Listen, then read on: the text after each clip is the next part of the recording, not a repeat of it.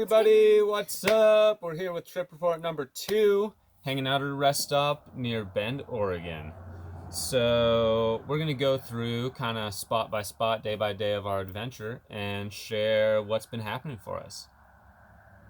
Why don't you take us off with our spot 1? So first we went to the state forest outside of Olympia, and we had some adventures there.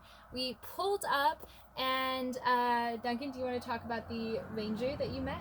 Yeah, Ranger Steve. So we started having a great conversation. I was sharing that I was here with my fiance and I had pulled up in the car and that we had another car come in.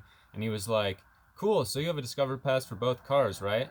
And I was like, no, I don't, because you can write 2 different license plates on each Discover Pass. So sensibly, that's for 2 vehicles. And he was like, no, actually, that is only if you don't read the small print. In the small print, it clearly says you need a Discover Pass for each car. So, night 1, we wound up kind of sneaking around him once it got dark and staying in this spot.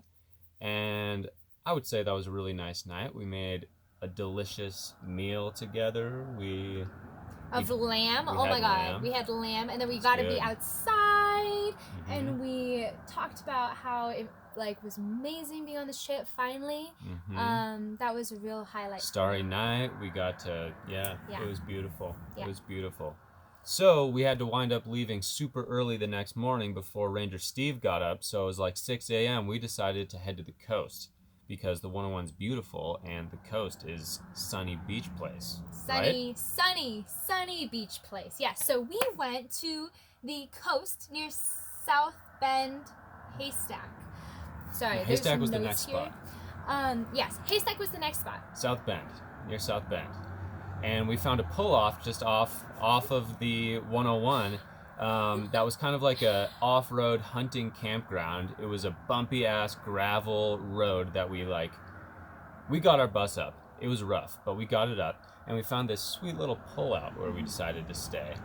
It was beautiful. We went and hunted for mushrooms. We took our first bath there on the Alpine Lake. First time we found chanterelles. On the way there, though, get this.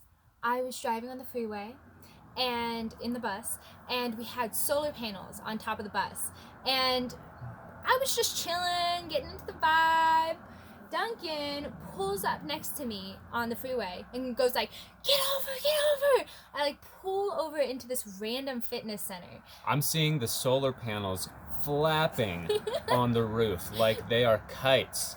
And it turns out that the bolts on one side of the solar panel had come off, and it was barely attached on the other side, and we got off just in time and wound up having to just strip both solar panels off of our roof, which is okay because it's super rainy here and cloudy anyway, so we weren't getting a lot of power. But now our solar panels are tucked under our bed. Which means that we have holes in the roof that we didn't necessarily deal with 100%. So the low light of this beautiful campsite. Yes. This beautiful campsite was it turned out to be a freaking monsoon, and there were 40-mile-an-hour winds coming through. Torrential downpour. More rain than I had ever experienced in my entire life. I had earplugs in trying to sleep, and I couldn't. So at 3 a.m. night 1, I get out of bed and I step directly into a puddle in the middle of the floor. So I'm running around. I turn on a lamp. I've got towels everywhere, buckets. Davis is completely fast asleep because she sleeps through everything. Deep sleeper. And I'm up in the middle of the night. I decide, because I can't fall back asleep, to read. So I'm sitting there with buckets clanking, reading through the middle of the night. That was night 1 at this spot. That was insane. Night 2, we had fixed up the roof a little bit. We put a tarp on the top or something. But there were still some leaks, but it was a crazy windstorm. So crazy. So it was a beautiful spot with a beautiful lake and beautiful mushrooms, but we decided to leave the coast, hopefully at this point, not after the next spot. We're going to leave the coast because it was crazy. Yeah. So next, we headed down to Haystack Rock and Cannon Beach, which was going to be a stop-off on our way to somewhere I don't remember. But we get there, and we find this nice little pull-out right on the beach in between 2 houses, and we were just going to stop there and, go kind of hard on a fix of the leaks on the roof. But it's beautiful. We're in between two houses. It's obviously not a place you're supposed to park, but it seems like nobody's home. So we're like, why don't we just stay here? And it was so beautiful. So nice. It was so beautiful. The ocean went forever. We like got to go for this walk in the rain. At sunset to the rain was dope. The rain was so beautiful. The cats got to feel whitewashed for the first time. They chased it because it was like so windy that it was going all over the place. It was beautiful. It was a beautiful paradise stop.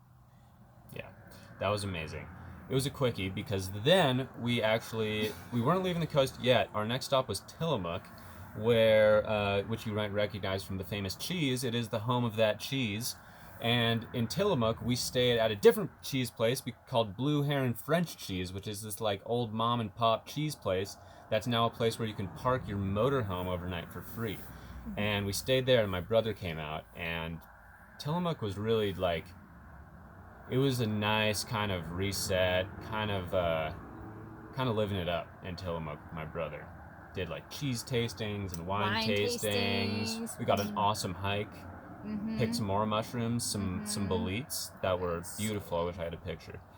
And that's basically it. Tillamook was chill. So then we went to the Alcea State Forest. What did we do there? What was it like? Another spot that we found, just a gorgeous pullout. We got there late at night, so we were driving down this epic, kind of scary, like winding, smooth road. Got pretty deep into the forest there and found a pullout, which was right by a stream. And we kind of just hung out there we were chilling for that period of time. We went for bike rides. To the waterfall. I took a bike ride to the waterfall. Went to a waterfall. Went running. We took our second cold bath in a creek.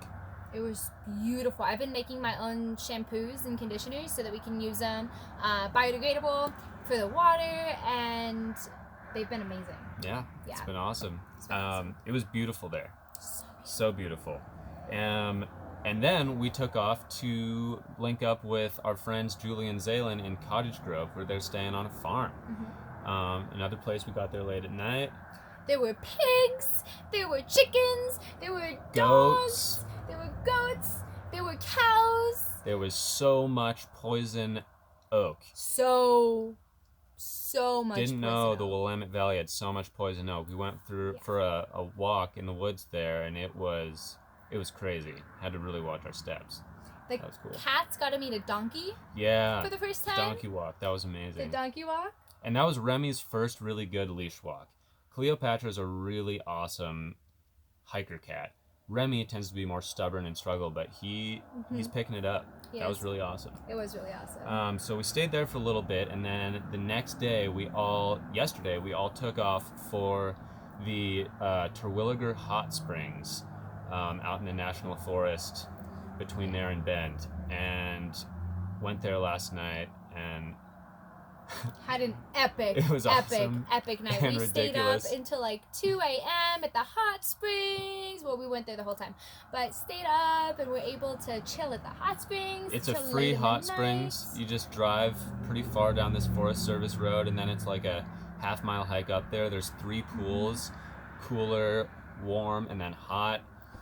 It's gorgeous. We mostly stayed in the warm pool because there were some local boys who showed up tripping, just screaming, splashing each other, totally occupying the upper hot springs.